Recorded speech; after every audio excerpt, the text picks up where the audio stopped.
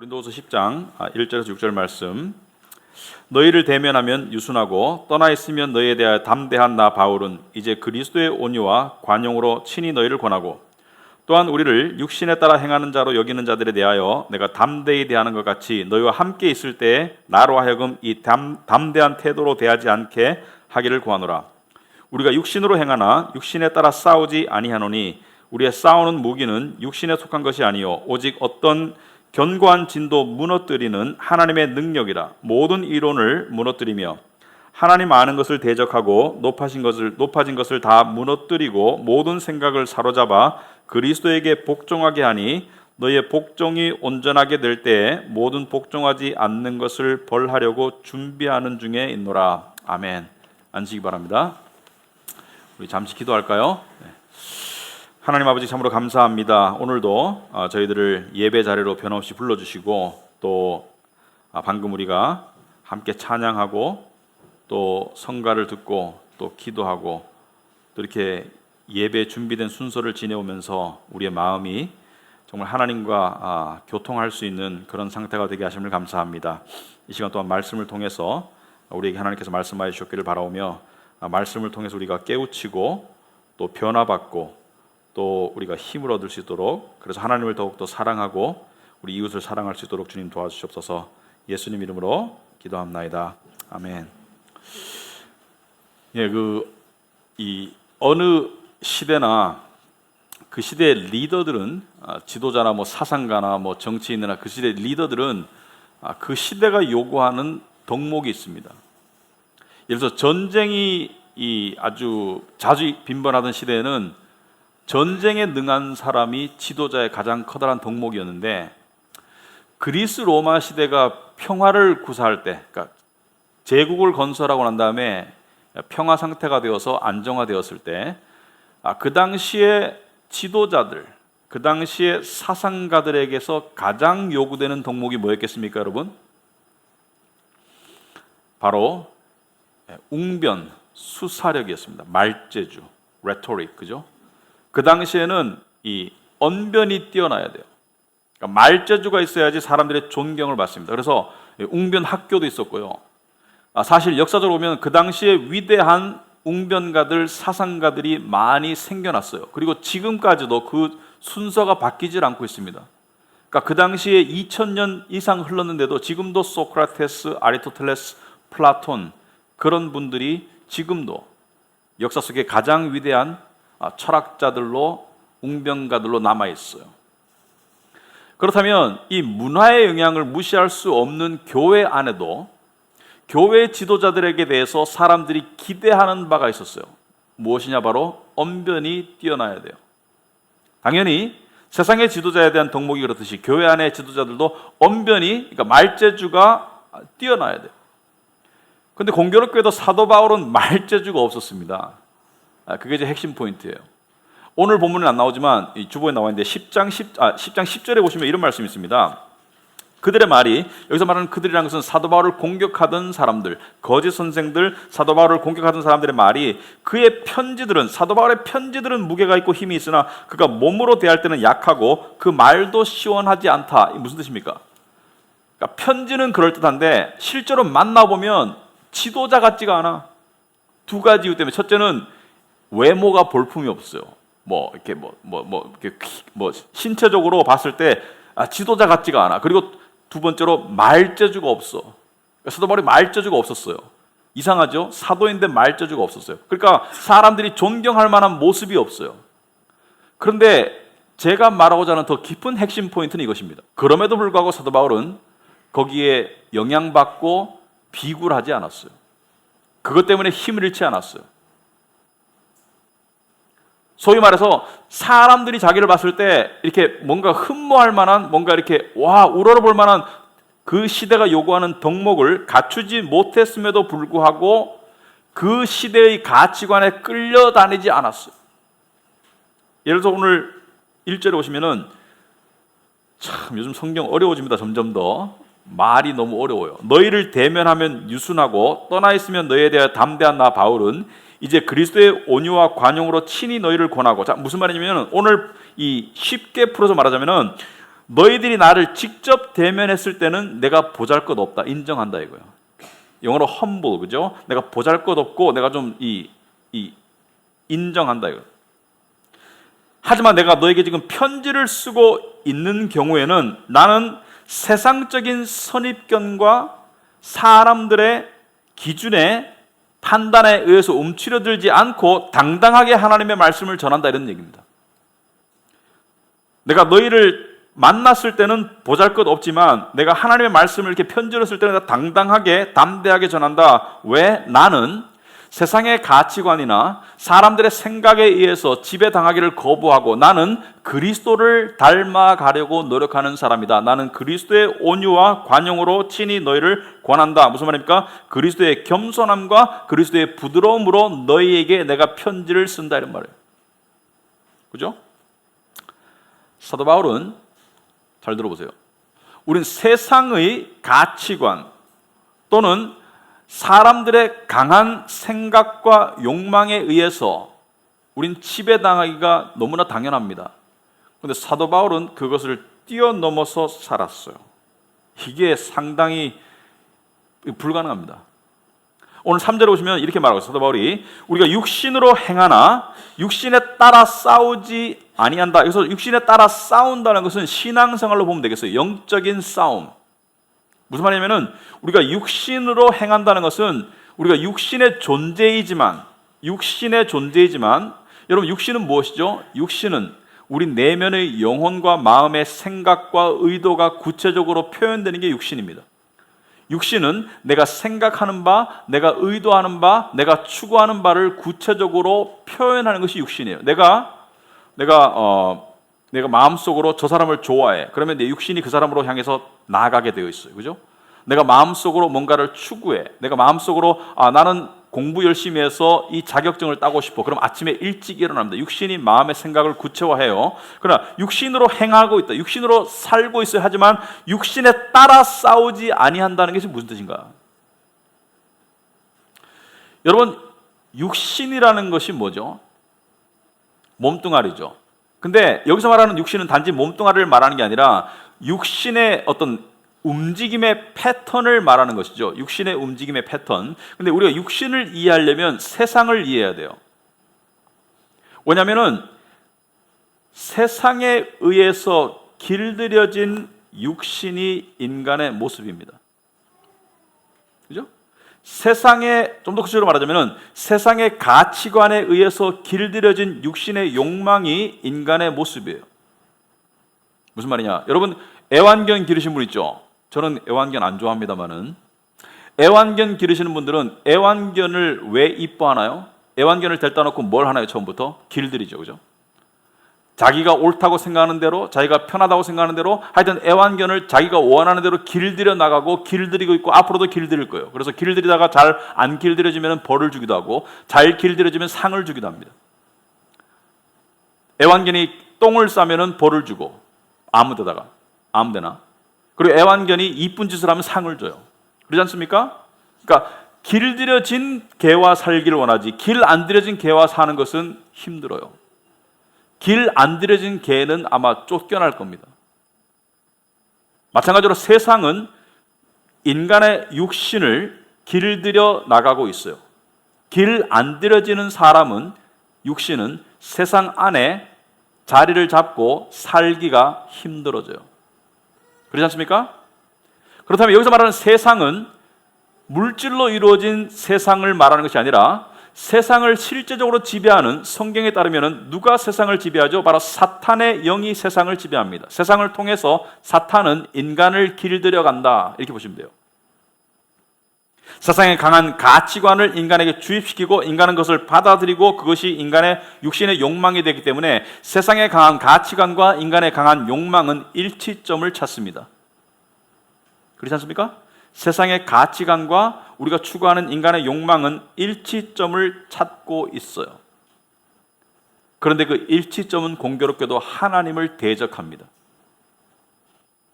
왜냐하면 세상은 사탄이 조종하기 때문에 세상을 통한 사탄의 가치관 주입과 그것에 주입당한 인간의 육신의 모습은, 죄의 모습은 하나님을 대적하는데, 이것을 사도 바울은 아까는 육신에 따라 행하지 아니한다고 했고, 4절에 보면은 우리가 싸우는 무기는 육신에 속한 것이 아니요 오직 어떤 견고한 진이라고 했어요. 견고한 진. 이 견고한 진이라는 단어로 생각해보세요. 견고한 진이 세 번역에는 요새로 돼서, 요새, 영어로 stronghold, 요새는 뭐죠? 요새는 함락될 수 없는 철옹성을 요새라고 해요. 그러니까 무너지지 않고 함락될 수 없는 철옹성을 말한다. 그래서 세상의 이 견고한 진, 이 요새 속에 갇힌 것이 인간입니다. 이해되십니까? 그런데 이 요새는 무엇으로 이루어져 있나? 4절에 보니까 우리의 싸우는 무기는 육신에 속한 것이 아니요 어떤 견고한 요새도 무너뜨리는 하나님의 능력이다. 모든 이론을 무너뜨리며, 그죠? 하나님 아는 것을 대적하여 높아진 것, 무엇이죠? 하나님의 지식을 거스르는 세상의 가치관, 그리고 모든 생각, 모든 육신의 강한 생각, 이 모든 것들을 사로잡아 오는 것이 그리스도의 역할이다, 이렇게 되어 있습니다. 그러면 이 요새는 무엇으로 구성되어 있나? 사람이 갇혀 있는 이 세상의 강한 난공불락의 요새는 무엇으로 구성되어 있나? 바로 세상이 주입하는 강한 가치관과 value system이죠. 그것을 받아들인 인간의 강한 욕망으로 구성되어 있어요. 그 속에 사람이 갇혀 있어요.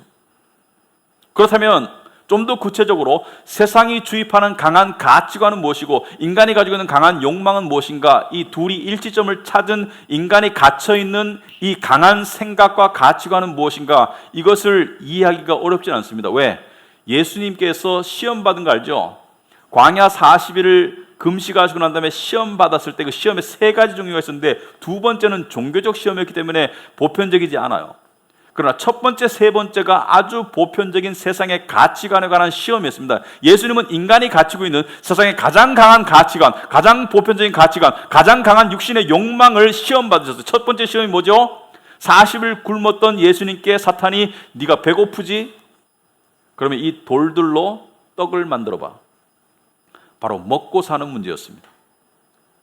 먹고 사는 문제가 세상이 우리에게 주입하는 가장 커다란 가치관이고 인간이 가지고 있는 가장 강한 욕망입니다. 여기서 말하는 먹고 사는 문제는 단지 오늘 내일 먹고 사는 문제뿐만이 아니라 부를 의미해요. 부.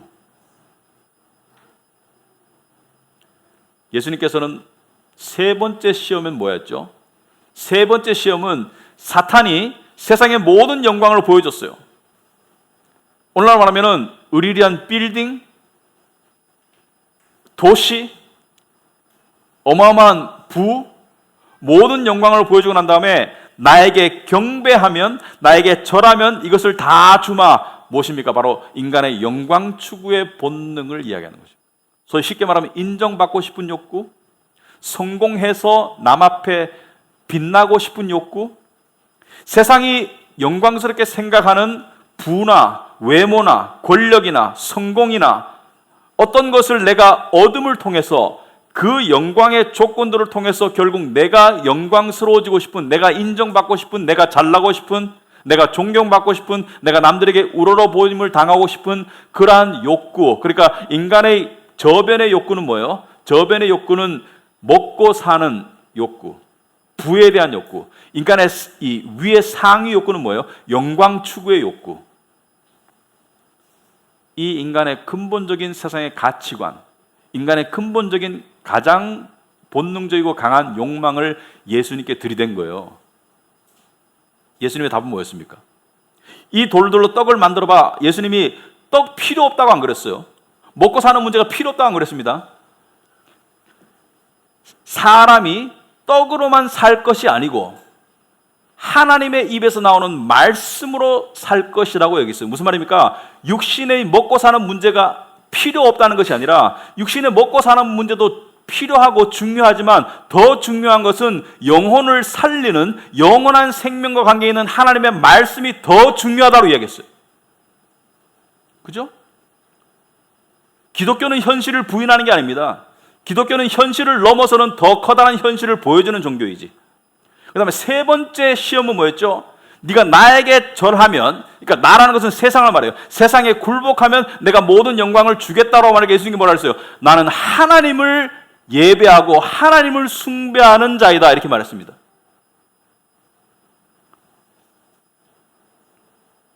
마치 인생은 거대한 원통과 같아요. 거대한 원통의 밑바닥과 위에는 뚜껑이 닫혀 있어요. 누구도 열 수 없는 뚜껑. 밑바닥의 뚜껑은 먹고 사는 뚜껑이에요. 먹고 사는 욕망의 뚜껑, 먹고 사는 가치관의 뚜껑, 부를 향한 뚜껑. 위의 뚜껑은 뭐예요? 영광 추구를 향한 뚜껑. 이 두 뚜껑 사이에 원통에 갇힌 게 인생이라고 저는 봅니다. 이것을 사도 바울은 요새라고 불렀어요. 견고한 진, stronghold, 요새라고 불렀고요. 이것을 하나님 아는 것을 대적하는, 하나님 아는 지식을 대적하는 것. 왜? 이 가치관에 갇혀 있잖아요. 이 욕망에 갇혀 있잖아요. 하나님을 알고 싶지가 않아. 알 필요를 못 느껴. 모든 생각이 이쪽으로 가고 있어. 4절 마지막에 뭐라 했습니까? 모든 이론, 이 세상의 모든 가치관, 인간의 모든 강한 생각들, 이 모든 생각들과 하나님 아는 지식을 거부하는 모든 것이 결집된 강한 요새가 바로 세상의 가치관과 인간의 강한 욕망이 만들어낸 먹고 사는 문제와 그 다음에 영광 추구의 이 뚜껑들 속에 갇힌 인생입니다. 빠져나올 수 있을까요?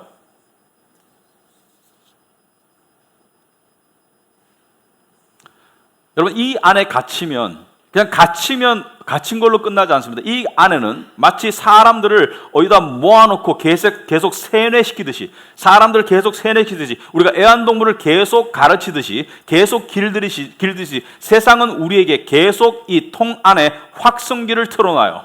뭐라고 틀어놓습니까? 먹고 사는 문제가 제일 중요해. 돈이 제일 중요해. 돈을 악착같이 벌고 악착같이 모아야지 장땡이야. 그리고 성공을 추구해라. 그러면 영광을 줄게. 인정을 줄게. 부모에게 인정받고 싶지. 주위 사람에게 인정받고 싶지. 그러면 이것을 이루거라. 이것을 이루거라. 이 안에 갇힌 사람에게 또 세상이 전하는 메시지가 이것입니다. 이 세상이 다야. 네가 가장 집중하고 신경 쓸 것은 너의 성공, 너의 부, 이 세상이 다야. 우린 일어나서부터 이 소리를 들어요. 잠잘 때까지 이 소리를 듣습니다.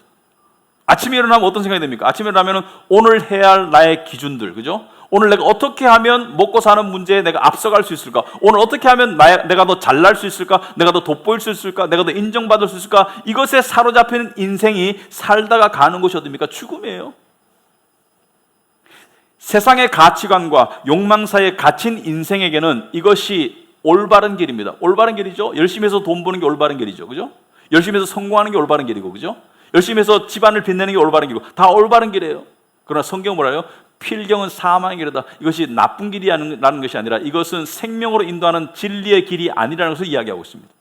여러분, 얼마나 이 말씀이 중요했으면 잠언에서 두 군데 똑같은 말이 나옵니다. 14장 16절에 똑같은 말씀이 나오는데, 어떤 길은 사람이 보기에 바르나 필경은 사망의 길이라고 그래요. 사람이 보기에는 바른 것 같아. 사람이 보기에는 열심히 살아서 성공하는 게 옳은 거 아니야? 바른 가치관 같아요. 사람이 보기에는 이 세상에 집중하는 게 옳은 거 아니야? 바른 것 같아요. 그런데 필경은 결국은 사망의 길. 전부가 다 그 안에서 길들여져서 살다가 다 죽어요. 그런데 그 안에서 길들여지면은 영혼의 증상이 나타납니다. 왜? 영혼은 하나님만을 통해서 만족하고 치유받을 수 있기 때문에 세상에 길들여질수록 영혼의 증상이 나타납니다. 어떤 증상이 나타나느냐? 한편으로서는 우울해요. 허무하고. 다른 한편에서는 초조하고 스트레스 받고 분노가 일어나요. 이 둘의 증상이 나타나는 이유는 이 안에서 뭐가 안 되는 거야, 지금. 먹고 사는 문제가 부의 축적이 제대로 내 원하는 욕심만큼 안 되거나 세상의 기준에 부합하지 못하거나 내 영광 추구가 안 되고 있는 거야.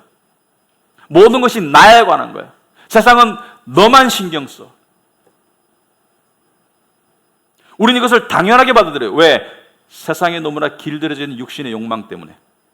사도 바울은 육신에 살고 있지만 육신에 따라 살지 않는다는 것은 무엇입니까? 바로 이 안에 길들여진 상태로 살지 않는다. 문화가 요구하는 내가 언변이 뛰어나야지 내가 지도자 될 수 있다는 이 가치관에 길들여지지 않는다는 것이 사도 바울의 핵심입니다. 그래서 사도 바울이 이렇게 할 수 있는 이유는 무엇인가? 자기가 잘나서가 아니에요. 어느 누구도 이 통 안에서 나올 수 없습니다. 바로 하나님의 은혜를 맛봤기 때문에. 이 안에서 나올 수 있는 말씀의 능력과 은혜를 맛보았기 때문에.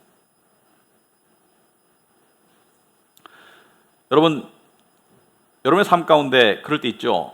우울감을 느끼거나 허무함을 느끼거나 불안함을 느끼거나 또는 초조함을 느끼거나 스트레스를 느끼거나 화가 나거나 평소에는 안 느껴지던 감정이 지나치게 느껴진다는 것은 영혼이 마음이 병들었다는 뜻입니다. 여러분 왜 그러냐면요, 여러분의 육신을 여러분이 느낄 수 있을 때는 병들었을 때예요. 건강할 때는 안 느껴집니다. 지금 이 설교를 들으면서 여러분이 왼쪽 엄지 발가락이 계속 느껴지는 분이 있다면 아마 왼쪽 엄지 발가락이 비었겠죠, 칼에. 지금 이렇게 말해도 왼쪽 엄지 발가락이 안 느껴지죠? 왜? 건강하기 때문에. 오른쪽 손가락이 삐었기 때문에 오른쪽 손가락이 계속 느껴지죠. 왜? 아프기 때문에. 여러분 지금 몸 안에 폐가 느껴진다면 그거는 중병에 걸린 거예요, 그죠? 폐나 간이 느껴져. 이것은 거의 사망 상태에 이를 수 있는 그런 상태예요. 평소에 못 느낍니다. 건강할 때는 안 느껴져요. 우리의 마음의 아픔이, 마음의 고통이 느껴지는 것은 마음이 병들었기 때문이에요. 어떤 사람이 이렇게 생각할 수 있습니다. 목사님 설교를 들었는데 나는 용납할 수 없어. 왜? 나는 젊고 나는 이 세상의 안에 살면서 우울감도 잘 안 느껴지고 초조함도 안 느껴지고 나는 너무 재밌고 나는 너무 신나고 나는 너무 삶의 활력이 돼. 잠시 그럴 수 있어요. 저도 그래 본 적이 있습니다. 그렇지만 시간은 우리 편이 아니에요. 왜냐하면 우린 다 죽어요. 일시적으로 이 안에서 행복한 사람이 있습니다. 일시적으로. 이 통 안에 갇혀서 일시적으로 행복할 수 있어요. 일시적으로 정말 내 삶이 정말 행복하다고 느낄 수 있어요. 일시적으로. 그러나 시간은 우리 편이 아니에요. 이어령 씨가 이런 말씀을 했더라고요. 인생에 대한 진리를 깨달은 듯한 이 말씀을 가끔 하시지 않습니까? 근데 이런 말을 했어요. 젊은 사람은 늙고 늙은 사람은 죽는다. 딱 들었을 때 뭐가 대단한 발견. 젊은 사람은 늙고 늙은 사람은 죽는다. 그런데 이 말의 뜻은 뭐냐면은 문제는 젊은 사람은 자기가 늙는다는 사실을 모르고 살아가고 죽는다는 생각을 안 하고 산다는 뜻이에요. 젊은 사람은 늙고 늙은 사람은 죽는데 젊은 사람은 늙는다는 생각을 안 하고 살아. 그래서 이 통 안에 갇혀 있어. 이 통 안에서는 뭐라 그랬습니까? 통 안에서는 죽음을 피하기 위해서 필사적으로 노력해라. 그러면 너는 살 것이다. 그런데 죽어요. 죽어요. 이 통 안에 갇힌 인생은 다 죽습니다. 이 통 안에 갇혀서 그냥 통 안에서 주입되는 세뇌되는 세상의 가치관의 목소리를 듣고 살던 사람은 죽어요. 그리고 결국 지옥 가는 죽음만을 말하는 것이 아니라 이 통 안에서 영혼이 점점 죽어가요. 영혼이 병들어갑니다. 영혼이 어린아이와 같이 밝아지는 것이 아니라 영혼이 점점 어두워지고 무거워지고 영혼이 아파지고 영혼이 괴로워지고 영혼이 죽어가요. 왜 그렇습니까? 이 통 안은 마치 미세먼지, 세상의 미세먼지의 오염이 계속 뿜어대는 그런 공간과 같아요. 세상은 우리의 영혼에 해로운, 육신은 좋아할지 모르지만 우리의 영혼에 해로운 세상의 미세먼지를 계속 뿜어내. 영혼이 질식할 것 같아.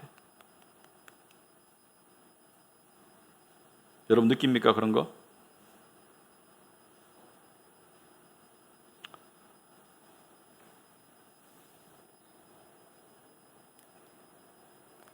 저도 가끔 내가 통 안에 있다는 것을 심각하게 자각할 때가 있습니다.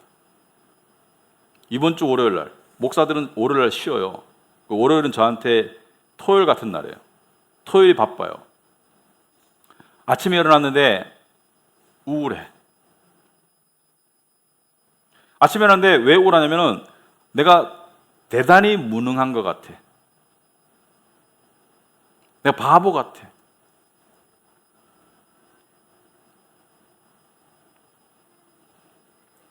우울하니까 하나님이 원망스러워. 바보 같은 무능한 상태를 만들어 놓은 하나님이 원망스러워. 물론 내가 무능하지만. 자연스럽게 성경 말씀이 안 보고 싶어요.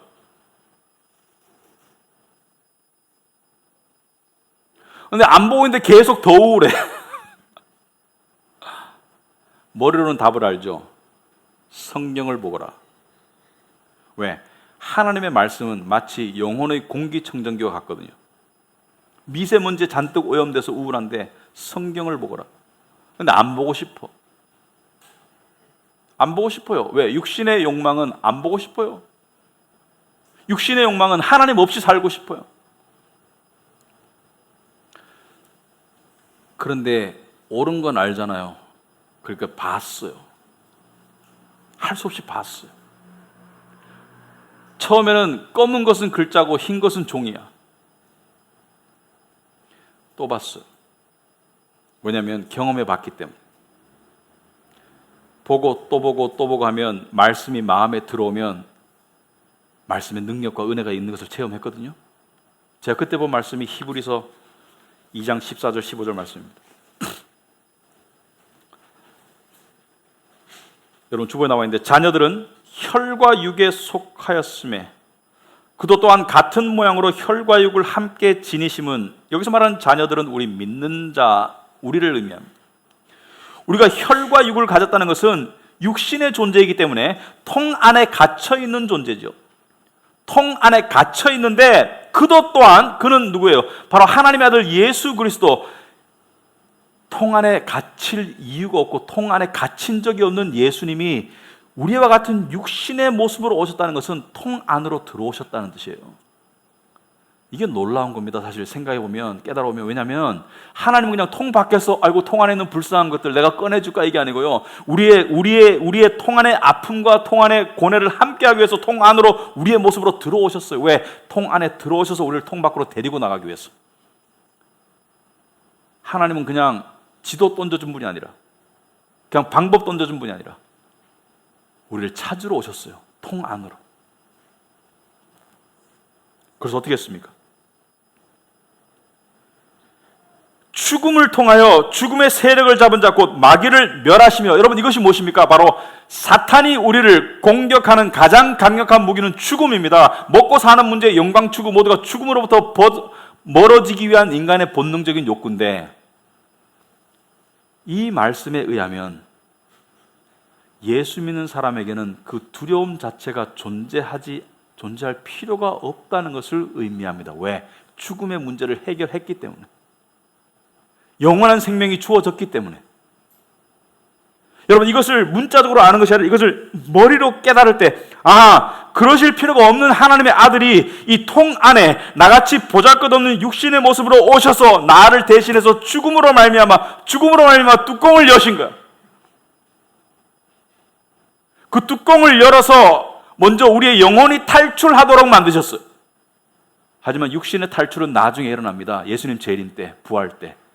영혼이 먼저 탈출하도록 만들어주셨어요. 영혼이 먼저 탈출했기 때문에 우리는 비록 몸은 통 안에 갇혀서 세상의 이 혼탁한 목소리와 가치관을 듣고 육신의 욕망 가운데 갇혀있지만 적어도 영혼은 통 밖에 나아갈 수 있다는 것을 말해요. 예수님이 이것을 진리를 알지니 진리가 너를 자유케 하리라, 진리를 알지니 진리가 너를 통 밖으로 나아가게 하리라. 무엇을 보라고? 하나님의 무한하신 영광과 사랑을 보고, 그리고 통 밖의 세상에 내가 진정으로 속한 통 밖의 영원한 세상을 볼 수 있도록 만들어 주신 것. 이것을 깨달을 때 더 이상 우울할 수 없습니다. 더 이상 걱정할 수가 없습니다. 더 이상 내가 바보 같지가 않아. 왜? 나는 바보 맞아요, 여전히. 하지만 하나님이 나를 바보 이상으로 만들어 주신 것을 믿기 때문에. 나는 패배자가 아닙니다. 더 이상 나는 무능한 자가 아니에요. 왜? 내가 비록 무능하고 패배자라 손 치더라도 예수님의 십자가를 통해서 나는 복받은 존재로 거듭나게 되는 거예요.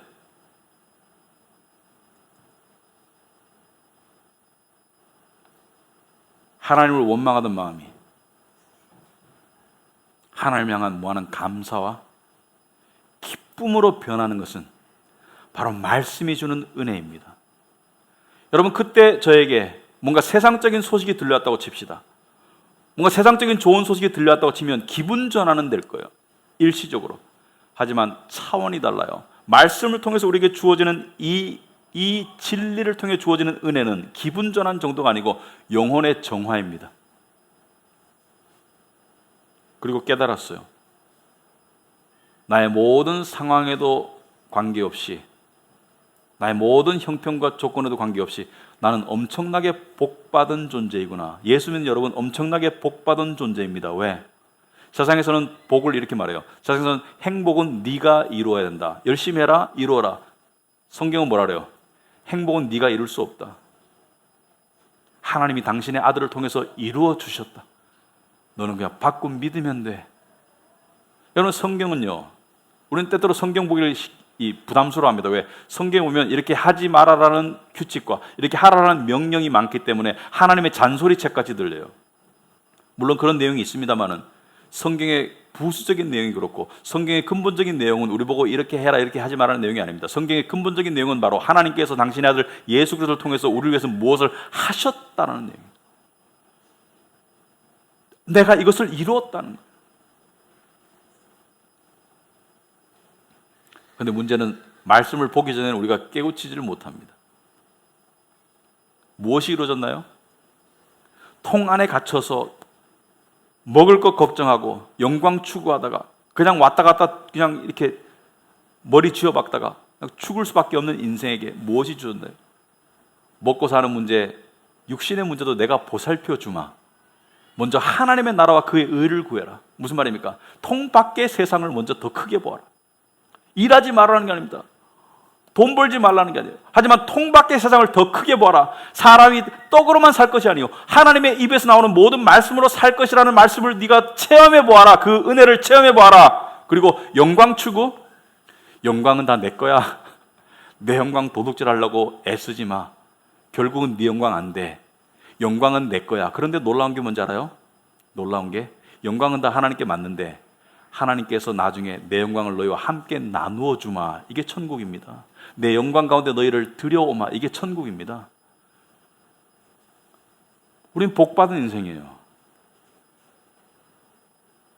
그 성경은 복 있는 자는 성공하는 자, 잘난 자, 능력자 그렇게 말 안 합니다. 복 있는 자는 갖춘 자 이렇게 말 안 합니다. 복 있는 자는 여호와의 율법을 즐거워하여 그의 율법을 주야로 묵상하는 자로다. 그는 시냇가에 심은 나무가 철을 따라 열매를 맺으며 그 잎사귀가 마르지 아니함 같으니 그가 하는 모든 일이 다 형통하리로다. 복 있는 자는 뭐라 그래요? 복 있는 자는 여호와의 율법을 즐거워하는 자가 복 있는 자예요. 왜? 여호와의 율법을 통해서 복을 체험하기 때문에. 여러분, 통 안에 갇혀서 시달릴 때 제발 통 밖의 현실을 볼 수 있기를 바랍니다. 통 밖의 현실은 여러분의 머리에서 나오지 않습니다. 통 밖의 현실은 하나님의 말씀의 진리가 알려주는 거예요. 한번 통 밖의 현실을 맛보고 하나님의 은혜를 맛보고 하나님의 능력을 맛본 사람은 하나님을 기뻐하고 느헤미야 8장 10절처럼 여호와를 기뻐하는 것이 나의 힘입니다.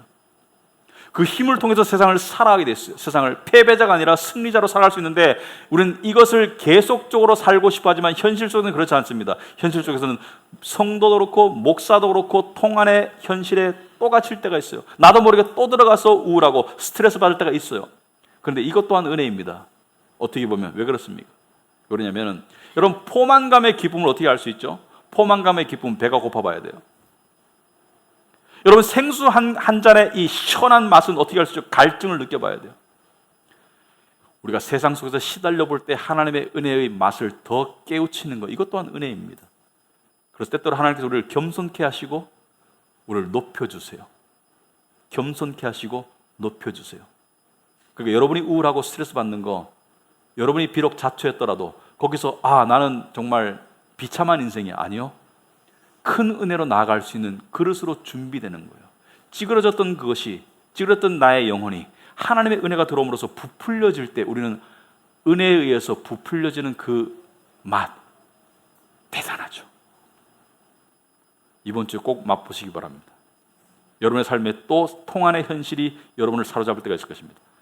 하지만 하나님의 말씀은 그 통 안에서 여러분을 꺼집어내줄 수가 있고, 여러분의 영혼을 살려줄 수가 있고, 여러분의 영혼에게 하나님의 세상이 줄 수 없는 평강을 맛보게 할 수 있는 하나님 오직 그분밖에 그 일을 하실 수가 없습니다. 그분께 감사하고 영광 드리는 저의 삶이 되길 바랍니다. 기도하겠습니다.